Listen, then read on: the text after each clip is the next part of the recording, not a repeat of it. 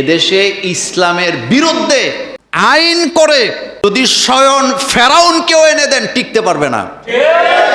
দেশে সকাল হয় আজানের ধ্বনিতে, সন্ধ্যা হয় আজানের ধ্বনিতে। নারীবাদীদের দাবি হওয়া উচিত ছিল যারা যৌনকর্মী তাদেরকে এই কাজ করতে না দিয়ে তাদেরকে স্বাবলম্বী করার জন্য অন্য কোনো রাস্তা বের করা, কিন্তু এটা না করে তারা যেহেতু তাদেরকে শ্রমের মর্যাদা দিয়ে অবৈধ কাজকে বৈধ বানাতে চায়, আমরা তাদের উদ্দেশ্য বুঝে গেছি।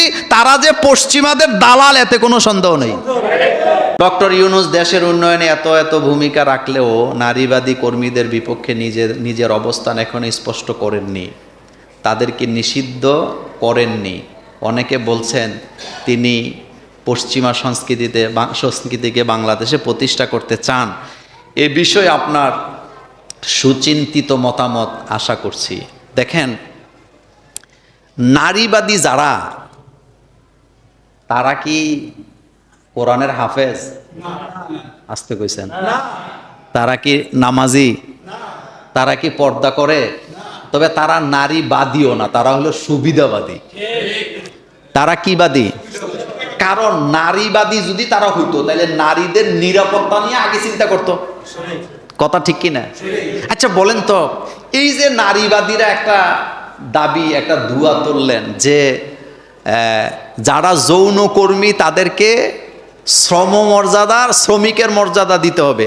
আচ্ছা, তাদেরকে যদি বলেন যে যৌনকর্মী যারা তারা হোটেলে গিয়ে অবৈধভাবে যৌনতা বিক্রি করে খায় বলে তাদেরকে যদি শ্রমিকের ঘোষণা দিতে হয় বা মর্যাদা দিতে হয়, তো তোমরা যারা এই দাবিটা তুলছো তোমরা আগে যৌনকর্মী হও। তারা রাজি হইব? তারা রাজি হইব না। জাতে মাতাল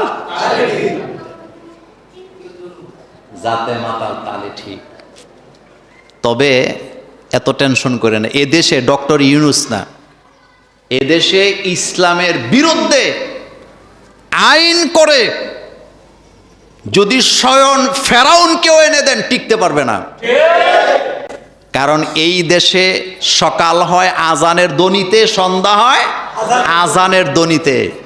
এদেশের মুসলমানের কান সবসময় সজাগ, কান সবসময় সজাগ। তবে আমরা নিশ্চিত ডক্টর ইউনূস এই ধরনের ভুল করবে না, আর করে যদি আমাদেরও প্রতিবাদ কি আমরা একরতিও ছাড়বো না। নারীবাদীদের দাবি হওয়া উচিত ছিল নারীদের নিরাপত্তা। কি নারীদের নিরাপত্তা?